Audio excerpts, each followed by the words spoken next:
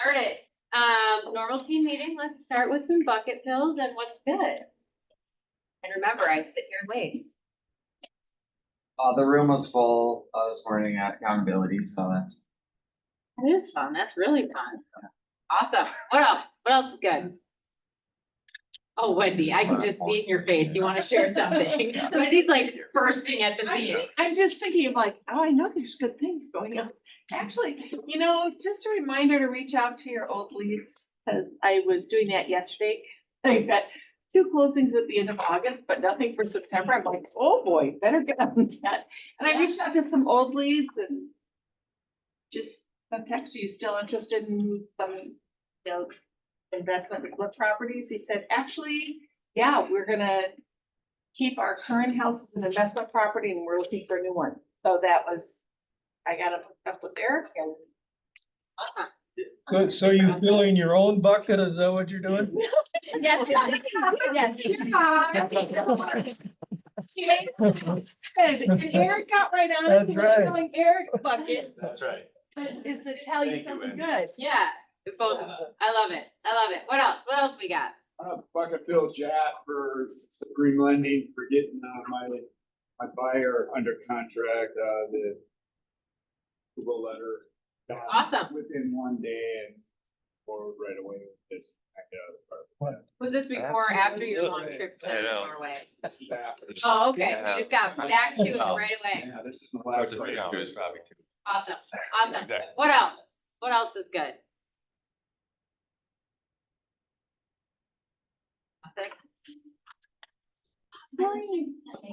Nice.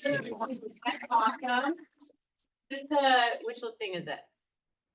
This was my other house in Sunnybrook.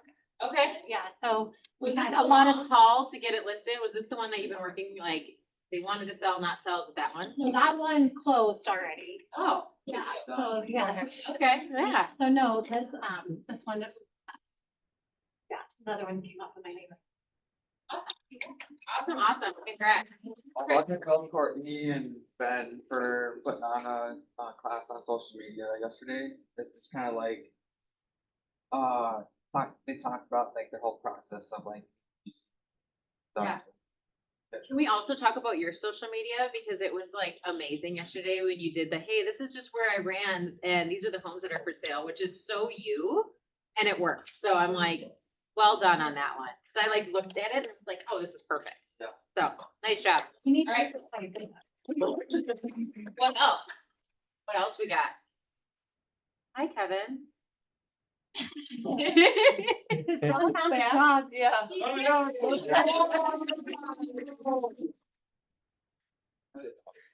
Well, I always, a lot of people ask me about the trip and I said it was funny. I don't know who I was talking to this morning.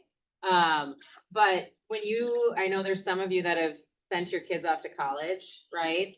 But when you think about time, we went and looked at these colleges and I was like, holy cow, right? Like this little kid is now like, I'll probably get emotional about it, is like heading off, right?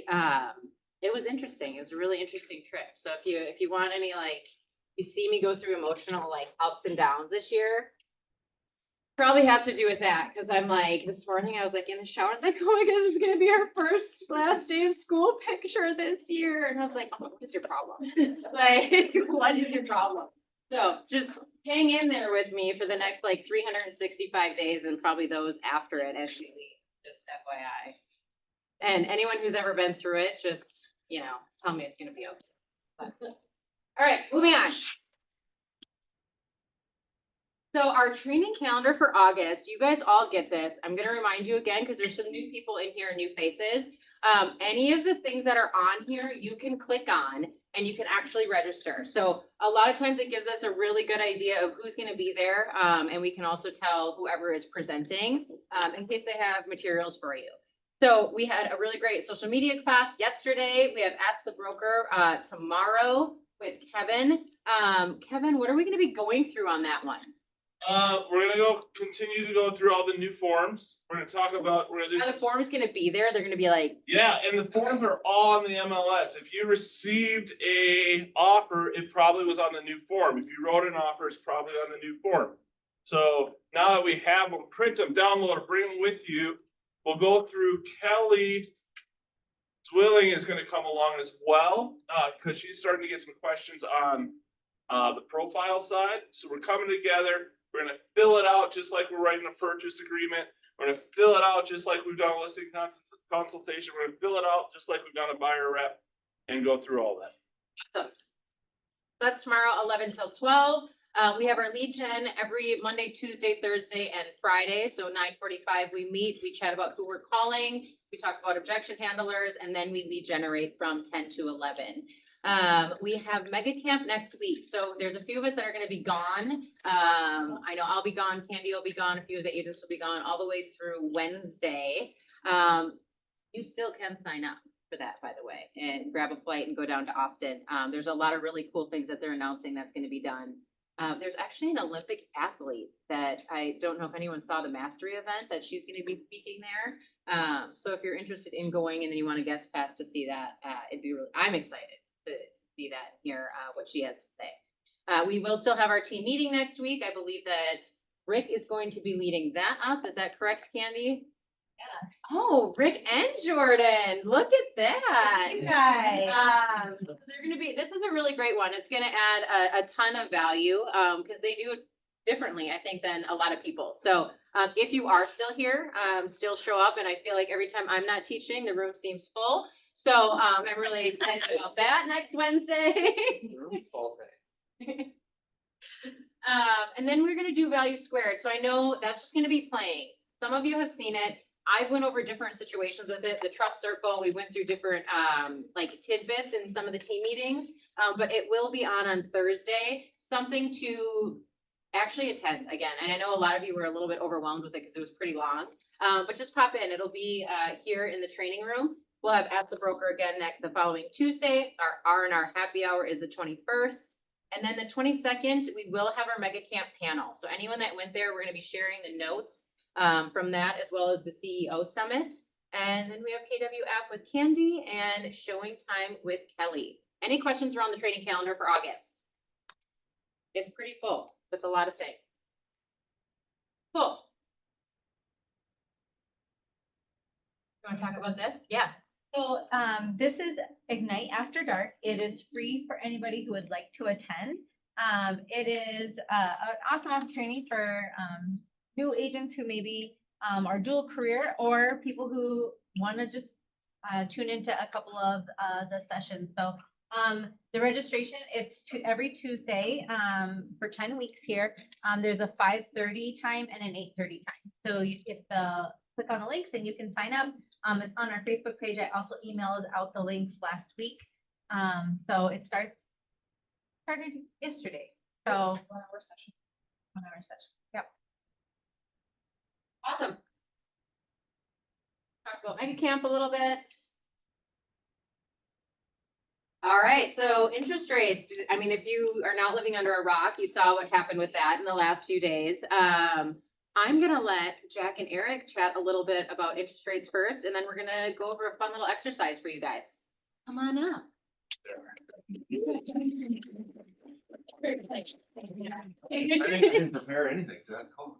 I chatted with Jack last night. He's got you.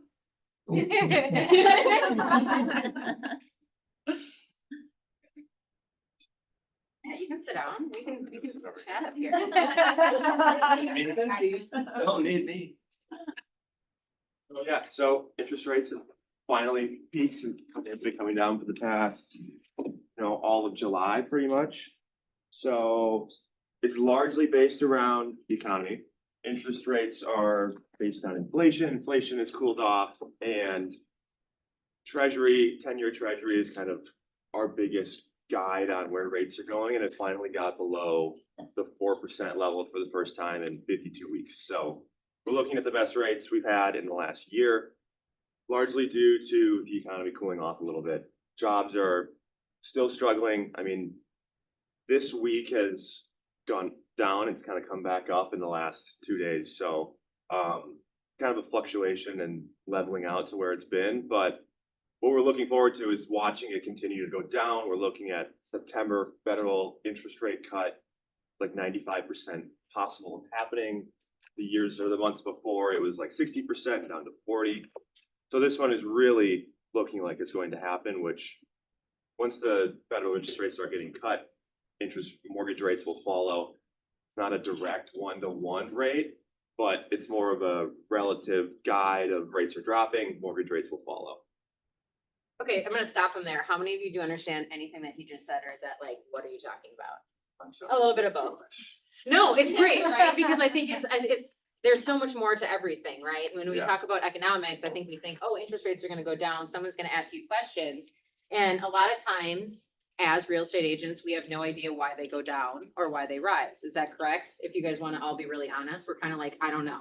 It's like odds, right? Someone's sitting behind this like thing and all of a sudden you're like, it went down. Well, there's a lot of things though that go into that, right? I mean, in the last like 4 or 5 days, we've seen different things shift in the economy. And if you're not, like on board with all of that type of information that comes at you, that's okay, but you still need to be able to like talk about it in generalities, right? Like you don't have to follow the market to a T to know what's happening.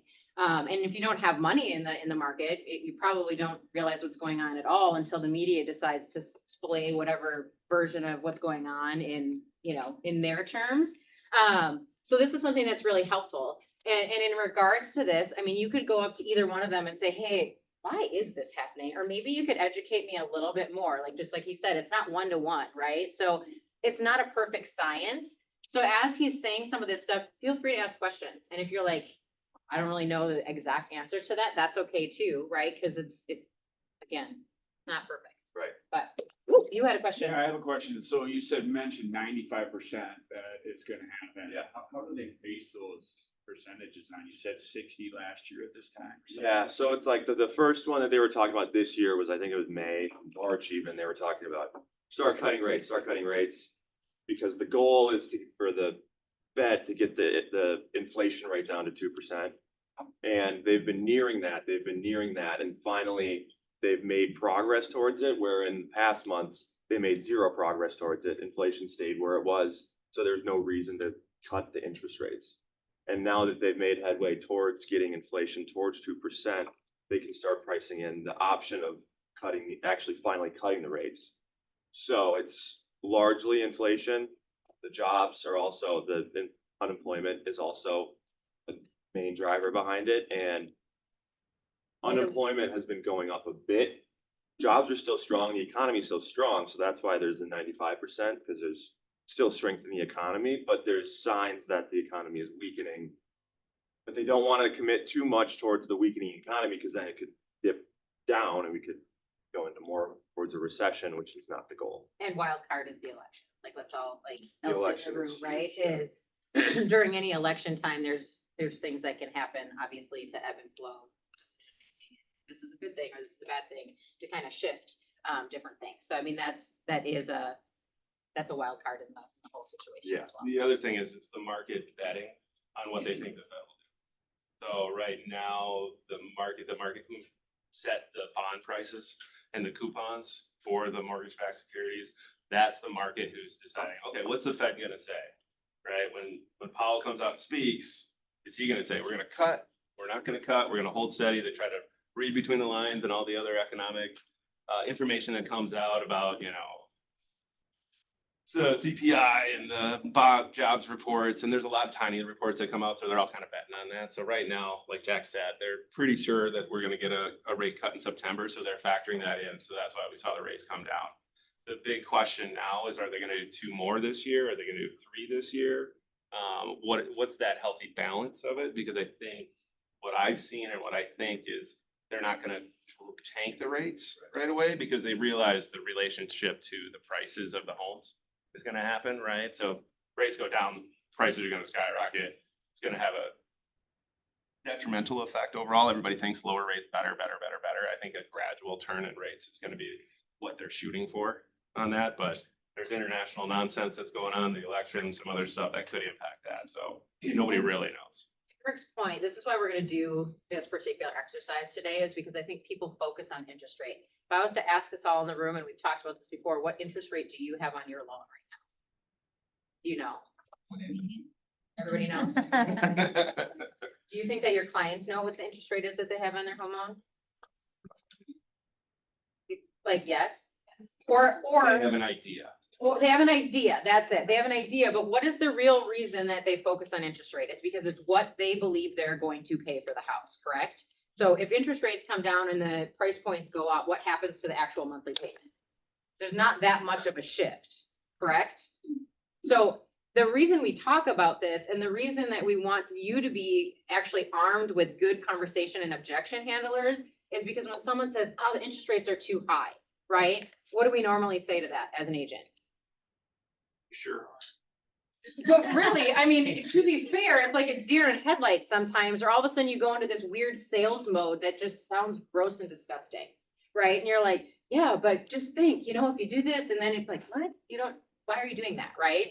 When in reality, if you ask them what's important to you about that interest rate, what do you think they're gonna say? Their monthly payment, right? So now we know what their budget is, or what you believe their budget is. So that's where we're gonna show you something in regards to that, where it's like, you can kind of help that. Because before, I think our objection was a lot of times, buyers didn't want to buy because they thought that the interest rate was too high. I heard that from you guys for quite some time. B, sellers didn't want to sell because they had a great interest rate that they were in now, AKA their monthly payment, right? So this was an example that was done actually by International. So we have, you have 7.25. We can do 7.5. 7.25 is an actual interest rate, right? Can you use red, Kimi? It's hard to see that. Yeah, sure, gotcha. I'm like, what? Alright, so can you see that now that it's like multicolor? So 7.25 is an interest rate, right? That used to be an interest rate that was actually very common when I started in real estate, quite honestly. Like that was like, oh, 6, and you were like, yes, right? Everyone was super excited. So if we talk about interest rate, you know, Jason Abrams had said, what if you asked your client this very question? And it was, at what interest rate would you feel like doing business? What would people say? What would people say? This is an actual open question, live question. If you ask someone that, what would they say? You get 5% a lot. 5%, right? You usually get between 5 and 6% because that's what they know as the norm, right? So you're like, at what percentage rate would you be willing to do business? Great, 5 to 6%, cool. So you got 7.2, you got 6.75, you got 6.5, 6.25, you got 6.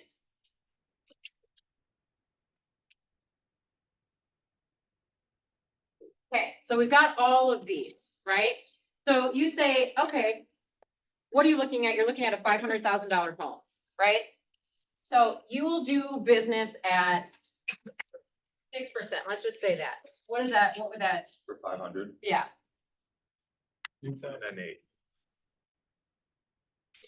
This is the monthly payment. Yeah. Principal and interest right here. They're like, oh, okay, cool. All right. What does it look like at 6.5? They pay this, by the way. They say, yeah, I'd pay that. 31.60. They're like, oh, no. We went over 3,000. Great. What's it at 6.25? 1,079. They're like, oh, I might do that, right? Again, they're not sure because they're sitting here on the edge and they're like, I might do this. Okay, great. Now we're going to say that their last name is Johnson, right?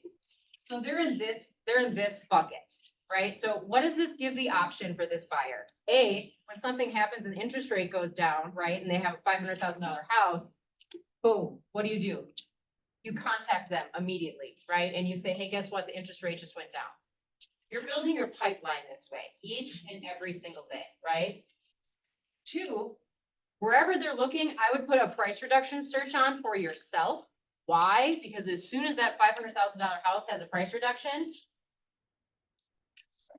it just got more affordable, because the real reason that they're asking about interest rate is because of this.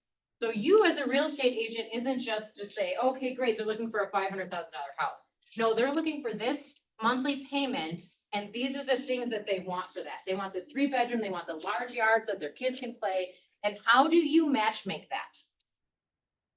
It is going to be so much more than just putting them on an auto search and waiting for them to contact you and say, oh, I really like this home. I'm not gonna sit here and lie to you and say real estate's gonna be easy in the next year, next 2 years. No, you are actually gonna have to work. And I don't mean like work like, oh, I'm going to show properties and whatnot. Like, you're gonna have to do research and you're gonna have to be the local economist. Would you guys agree with this? If you thought right now of any buyers, who has a buyer that is so stuck on the interest rate now that they will not purchase? Jelena, let's use that person as an example. So what are they stuck on? They just think the interest rate is too high, which is stuff. Okay, so what did they say in the last few days? Like, did you reach out to them in this point in time? No, and I should have. Okay, well, that's not a good There you go. example. All right, so let's play this off, right? So like today, what could we do? What are they looking for and what price point are they looking for?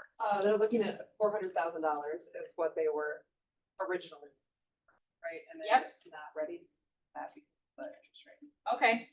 I don't know if we have that stuff, I that have actual. Oh, you do? Yeah. Okay, so they're, let's just do this, $400,000 buyer, right? Because I know more than just Jelena has this, nobody just wants to raise their hand, which is totally fine.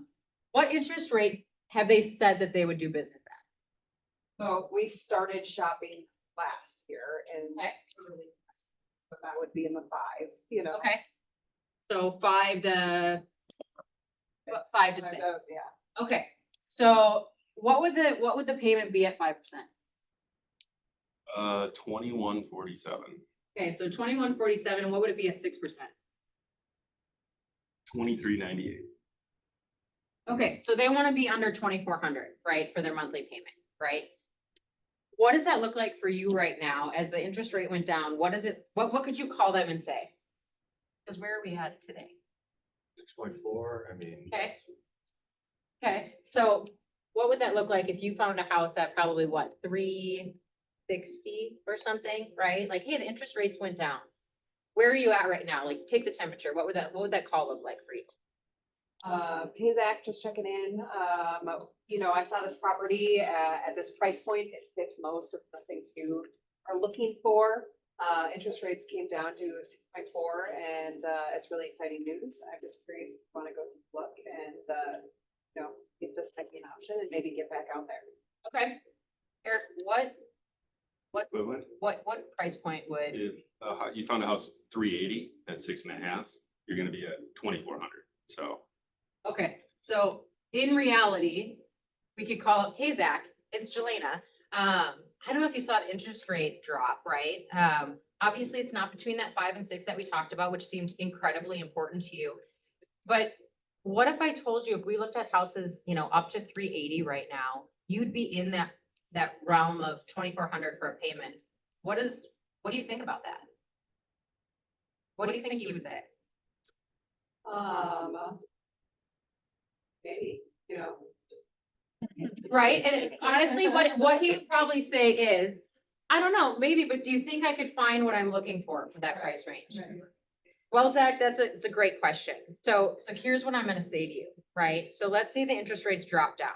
They drop to 5.5, right? Can I be really honest with you? He'll be like, yeah, sure, right? The price point's gonna go up. You wanna know why? Because you and everybody else is waiting for that moment that may or may not come. So at that time frame, your $400,000 house is most likely gonna be the 380. So how badly do you wanna get out of your rental? Okay.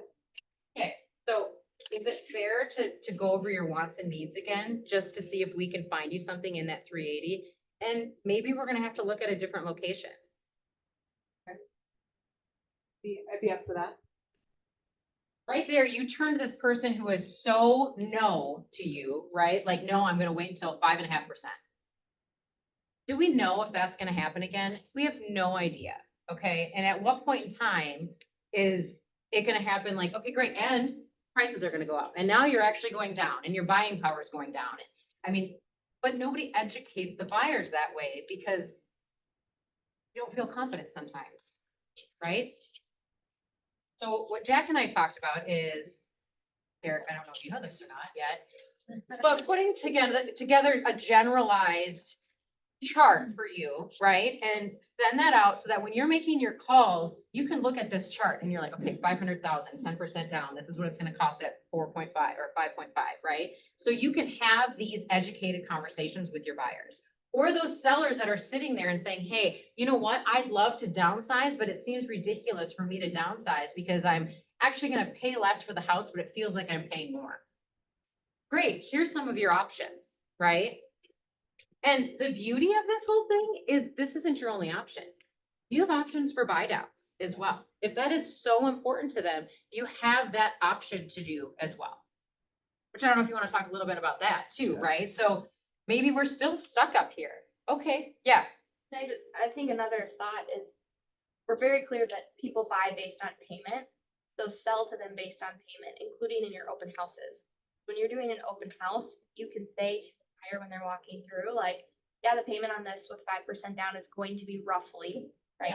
Can't say for sure, but when you can start talking like that and you can just talk payment, people are way more engaged in the conversation because everyone is worried about rates. We're doing a ton of 2-1 buy downs right now with our buyers, and that was before the rates came down. So I don't know if that'll look different. Is there a limit to, because not everyone qualifies for a 2-1 buy down, correct? It's based on the percent down. It's how much it's just seller concessions is what you're using towards buying down doing the 2-1. Explain it to what buy down again. Sorry. It's 2% lower than market for the first first year. Second year goes to 1% down. And then the third year, you're basically at what you lock in and you're qualified at. So it's just a temporary buy down using seller's funds. But it doesn't. You get 1 year at the lower, 1 year at the slightly lower and then at that point you can refinance or you're at where you're at. Yep. So pretend your clients bought a house and they locked in at 7.5% in the last couple months, because that's where a lot of our buyers were. Their first year, their payment would be based on 5.5%. Their second year is based on 6.5%. So with our clients, the conversation is no one can dictate where rates are going to go. Chances are they're gonna come down. You have time to refi in that 2-year period. But right now, I mean, we're still seeing days on market be high on some of these properties, and sellers are willing to do the 2-1 buy down. And you have to though explain to the seller's agent that they'll have clients put 20% down and still do the 2-1 buy down. Buyer cannot pay for their own 2-1 buy down. It has to be from seller concession. My favorite part of the 2-1 buy down is if you were looking at it and you have your 5.5 payment this year, you're looking at refinancing next year because rates are now down in the 6s, but you're at the 6.5% payment. Remaining months of interest are basically in an account, and if there's months that are unused towards the buy down, those are then rolled in to pay for the refinance. So all the funds get used no matter what, whether it's all through monthly payments or if it's through discounting or refinance. Depends on the price point, but you have to explain to the seller's agent and respect, like, I always just say, like, I'm sure you know this. And to remind you, my buyer can't, like, clearly my buyers are solid financially. They're putting 20% down. They're buying based on payment like most buyers. They can't pay for their own buy down. They need to finance it into the deal. Because a lot of seller's agents don't understand that, so then they can't explain that to their seller. That's true. I've had it a few where it makes perfect sense. Everybody wins. The sellers net more, the buyers pay, everybody wins, but the sellers that I can't do it. It's gonna ruin the deal. I'm like, oh, let me talk to him. I can explain it to him. The seller's agent just let it go away and walked away. So everybody didn't benefit from it. We still closed the deal, but it didn't benefit from it. So I agree. You gotta educate. Well, and I think to that point, right, this is all about education as agents, right? When I ask you guys, or I ask, recruits, why did you get into the business? What's the common answer? People. I want to help people. Okay, I mean, I'm also gonna call BS on that, as everyone's like, how am I gonna get paid? I love money. You said you weren't motivated by Be money. flexible and get. Anyway, Exactly. we're in this business though, right, to help people, okay? If we, as the professional, are not educated on this, how do you believe you're going to help people? Okay, you're not. So as we sit there and we're like, oh, I don't wanna go to that training, but you know what sounds really fun is to go to this fun happy hour that, X, Y, Z is putting on. It's not, right? Like, we need actual information to be able to give our clients. Because if you're not doing it, someone else is going to do it.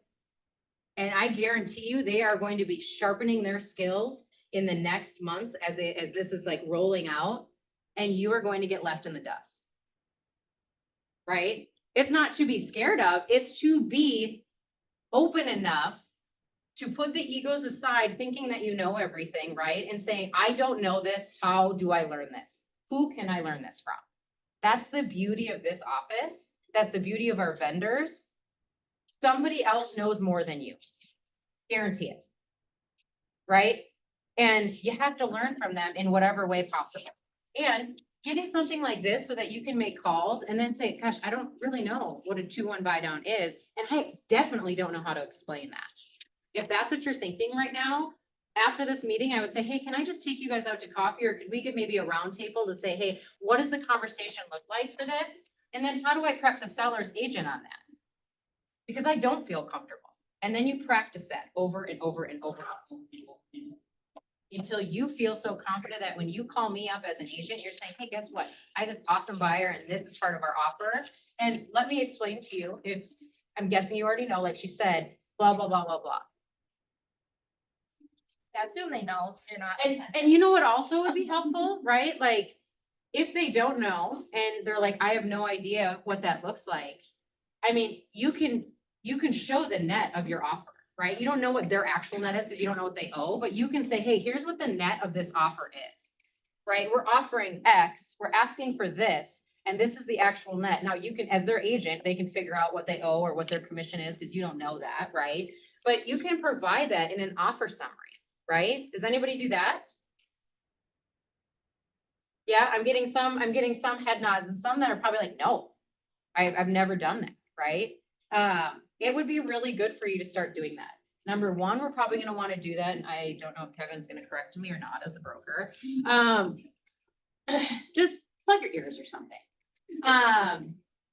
We're gonna have to start doing that, right? With asking for, buyer's commissions, right? If it's not getting paid out in the first place, it's gonna be really, really smart of us to hit that head on. Here's our offer. This is what we're asking for, and this is the net of the offer. And you go from there. Would you guys agree with that? It makes that seller or that listing agent's life a lot easier. It's plain and simple if they're confused on something, right? Like, ooh, I'm not sure if this is a better offer than this because this is written in there. Right? Because now there's gonna be multiple things that we negotiate in this. Maybe put that in like your toolbox of things that you do as you're a buyer's agent. And as a listing agent, make sure that you have that in there as well. We talked about this yesterday, actually, at our agent mastermind in the morning, is having the commission split out, right? Because sometimes we just put it in as all one, right? Whether or not it's 5%, 6%, whatever that random percentage is as a listing agent, split it up, right? And say, here, this is what it's gonna look like I'm getting paid, and this is what it's gonna look like when the buyer's agent is getting paid. The more transparency you can give your clients, the better. The more you can explain that, the more knowledgeable you look and the more professional you look. Yeah. So how much does it cost the seller? It depends on the purchase price and how much we put down, but on average, it's. In a minute. Like, is it a percentage of? We just, Like, if it was one like at a $450 and it cost the seller $13,000. I've got an Excel sheet that like goes through all the costs, so if anyone wants that. Yeah. And how would you write that on the purchase agreement? Like lens side, how would you write that on the purchase agreement? Seller Seller's concessions? Yeah, so big concessions, and then there's a sheet that they sign. Super simple, but it's usually less than like 3%, 2.8 is kind of the rough numbers. Fair? What And as a questions, listing, you can actually offer that too, if you wanted to, on the front end. so what questions do we have on this piece on how to actually build your pipeline out? Who's gonna do this? Like, who has buyers right now that are not buying because of the interest rate? Who has sellers that are not selling because of the interest rate? Number one, this is gonna give you a touch, right? Even if this is not the time, right? Maybe this is not the time and they're still like over here or over here, right? This at least gives you something to look at every single week of your pipeline and who you get to contact and why. And you know what else might be really, really good is to say, okay, so we were here, right? Well, we're now like over here. How long are you willing to wait? Because now your buying power went down to 360. And have the really honest conversation. And I'm guessing if it's a first time home buyer or if it's someone that's renting, guaranteed that they're probably paying in the twos somewhere. And that's going to zero equity. Yeah. Question on social media, like, do you know your buying power? And then when people reach out, you kind of take all the factors that go into what is their local buying power. That's not a good question to ask me. I'm gonna refer to the broker on that one, because I would say, ask all the questions you want, and then you'll be like, Amy, don't talk. You can ask it. I think the challenge sometimes is we don't know the whole story that lending gets to know. So the best way is to send it there because the rate is based on a lot of different things than the stuff that we would probably know. But I think it's a good opener to get them I would interested. ask, do you have a payment in mind? Something like that, or you can kind of give some general information that way instead of going, hey, I can tell you what your buying power is, but So if you worded it that way, but when you actually talked to them, said, okay, no, I have the people to connect you with to find out exactly where you're at. Could you do it that way, but it's like a fishing hook? sure. Yeah, that's not, I still think that the best question to pose out there right now is, at what interest rate would you be willing to do business? Yeah. Right, because people don't feel pressure there, right? It's not personal. Like when you say, do you know your buying power? For me, that's like, ooh, that hits a financial piece that I probably wouldn't answer that question. That's just me, right? Like if someone's closed off or really private. But if you said, at what interest rate would you do business? You're most likely gonna get people just to pop in random numbers, right? Because they're like, oh, this is fun. Because people can automatically do that and it has nothing to do with them financially, right? In their mind. It's just like, well, if the interest rate was 5, I'd buy again, or if it was 4, I'd buy again. You know what I mean? That kind of thing, or I'd make a move. That opens up the conversation for you to follow up with this person in a one-on-one conversation to discuss whatever this is. And then you can introduce them to the lender. Any other questions or comments on this? I think that correct. Tony? The thing I would add is I think the decision to purchase is a lot more complex than just a rate.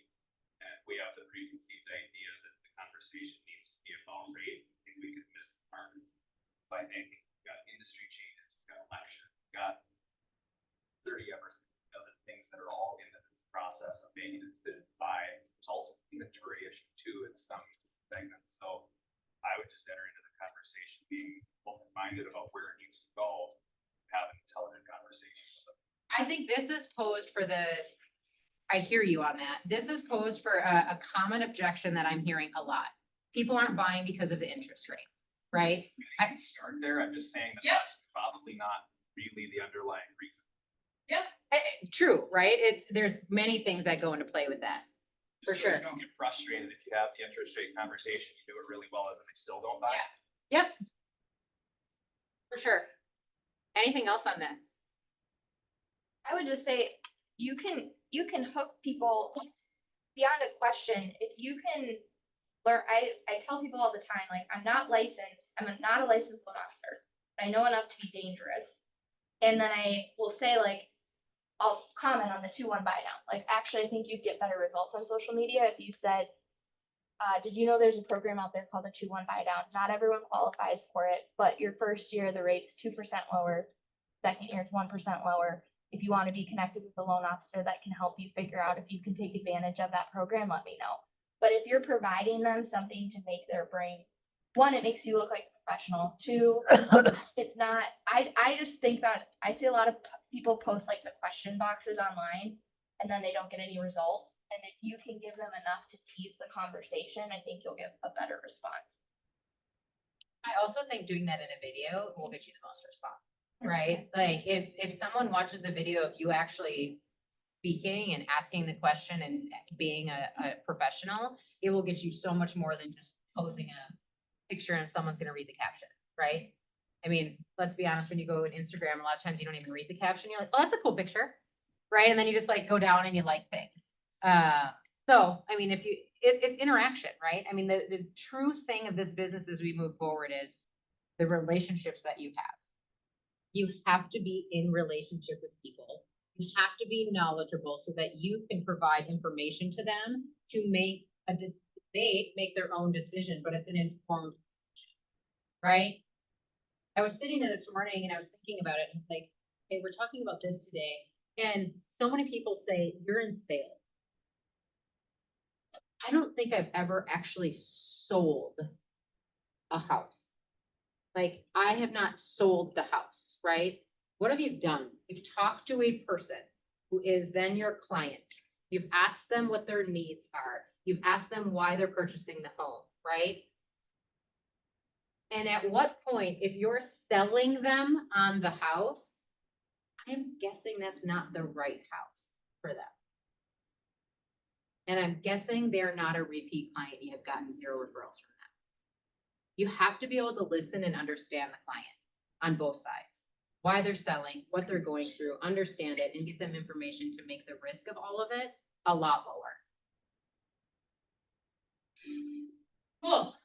Besides this, I have been coaching, like some of the people I've been coaching in regards to pipeline stuff. And the reason I'm talking about pipeline is because I know it doesn't apply to all of you, but I have heard a lot of agents right now saying that their pipeline is not robust. Like there is not a lot going on in the pipeline currently. Is anybody experiencing that? Or are you guys all just crushing and have no worries of what's happening in the fall or winter? Okay, so your pipeline, you're like, I'm nervous about it. Who else is nervous about their pipeline in the next few months?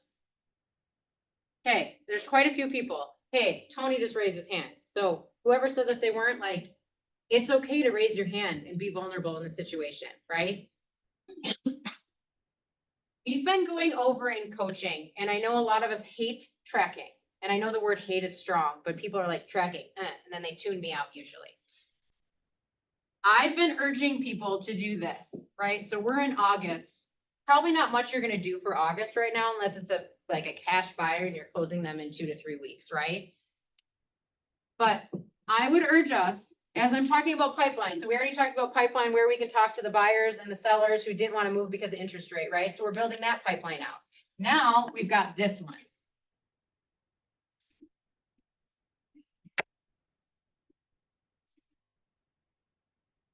And yes, these two should be in it already, right?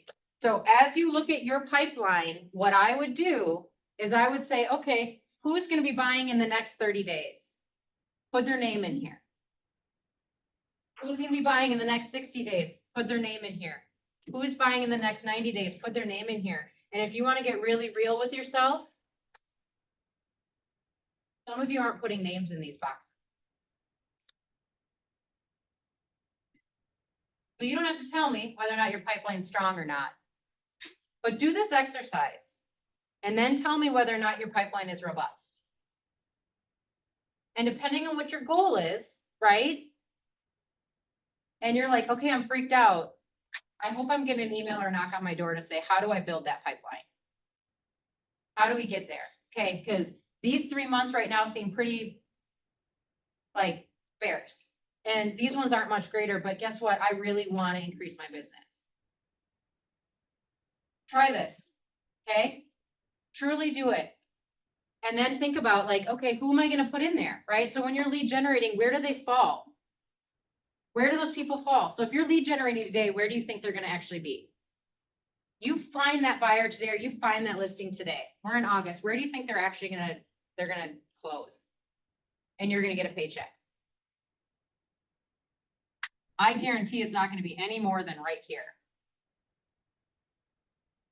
Right? By the time you close them, if they're not completely prepared, I mean, there might be some of them that you could close by the end of September, but I'm guessing you're gonna be mid-October. Or later, right? If it's a listing, they better be incredibly ready to do some work if they want to get it show ready on the market and closed. I want to show you this because it's very realistic, right? So as we're pacing in the second half of this year, we should already be thinking about who do we have in January and February? Because if we're not thinking about January and February already, this is probably going to go by the wayside, because what's really fun is a lot of agents get really excited about these months. Like there's parties and there's this, and I had to do this, and I didn't really work a whole lot. And then the holidays came, and then I was like, and then they're like, so try this. How many of you think that you're going to have at least one person every month in those months so far? One person. That's not necessarily a bad thing if we realize it and we do something about it. If we don't do something about it, that's where it becomes like a uh-oh, right? All right, any questions around that at all? Okay, let's do wants and needs. What do we got? New listings, buyers, done things, coming soon. I have a condo coming soon in Brooklyn Park, Okay, bedroom, one bath. It's a ground level, enclosed yard space. And it's probably a good investment property for somebody if they wanna do like a rental. okay, awesome. What's the price point? Oh my God, I just blanked. 3. No, what's that, Chelena, do you remember? What are we asking? Wants and needs. On the Carol's. Yeah, yes, 65,000. 65,000. Awesome. What else we got? That's fine. It's not fine, right?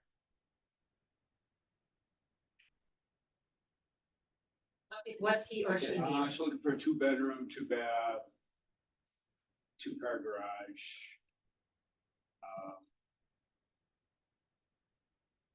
Jordan. Okay. 20 miles, Price point, 250. 250. Okay. Anything else? Any new listings? I have a new construction. My buyer needs is relocating unexpectedly, and she has a property under contract in Shakopee with MI Homes. Okay. It'll be done in January, and their pricing has gone up by, I think, 6,000 in the last 6 weeks. So, Okay. if anyone has someone that wants brand new in January. Okay. Okay. Awesome. What else? What else we got? I have a buyer looking for Oh, 1 second, Terry. in the 100,000 range triplex, Minneapolis area. If anyone has any ideas. Does it have to be Minneapolis or? No, but that's where he's looking right now. But what range are you looking at? I'm not sure what the price range is, but we might have potentially one coming up in Eden Prairie. That's. Awesome. Terry. I have a beautiful detached townhome in Forest Lake, 3-bedroom, 3-bath, it's gorgeous, lots of updates, 435,000. And then in end of this month, early September, another townhome that's going to be around 240, 2-bed, 2-bath, 2-car garage in Buffalo. Yeah. So those are 2 good ones. Awesome. Awesome. Fire than Eden Prairie looking for, 4+, 2+, so 4+ bed, 2+ bath, 2+ garage. So Eden Prairie School District, I should say. Okay, So 500, 600 range. awesome. What else we got? All right, so if anyone heard someone just say that they have a buyer that is looking for a specific property, and you're a newer agent, or you're looking for different ways, or you're a veteran agent and you're looking for ways to lead generate, what I would suggest is going to find that agent that just said that and say, hey, would it be okay if I door knocked around this area to help you find a home for the buyer?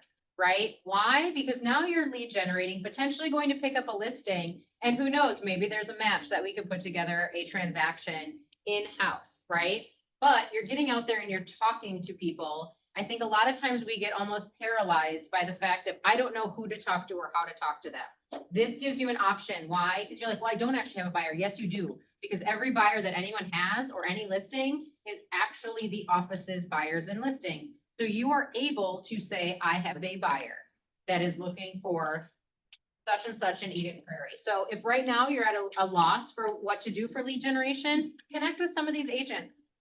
And if you did not mention what your wants and needs were, please send address, location, beds, baths, and price point to Lydia, because that will send you an email at the end of the day for all of us to take a look at and see if we can match anything, either way, listing or buyer. Billy? I have a new listing in Sartell. Okay. Uncle that I promised I'd help. And so if anybody wants to get paid to go and do an open house, you might just be able to pick up a buyer for the house. It's a nice, really nice townhome for $289. So if anybody wants to do that, I pay you to go up there. Just hit the market today. Awesome. Perfect. Oh, see, look at now all of a sudden people are raising their hands. So I have an open house opportunity at Lake Independence. I had the first open last weekend and I had 20 people through. So there's a lot of traffic out there. It's available Sunday 3 to 5, and then the following weekend is still pretty available. Okay. And what is the price point for the 1.1. Okay, well, there's an open house opportunity for 1.1 on Lake Independence. There's one in Sartell as well. What was it, 289? So there's opportunities out there, because I know a lot of people ask, how can I get an open house? Connect with them, right? Or connect with anyone else that has listings in the market center. All right, have a good one.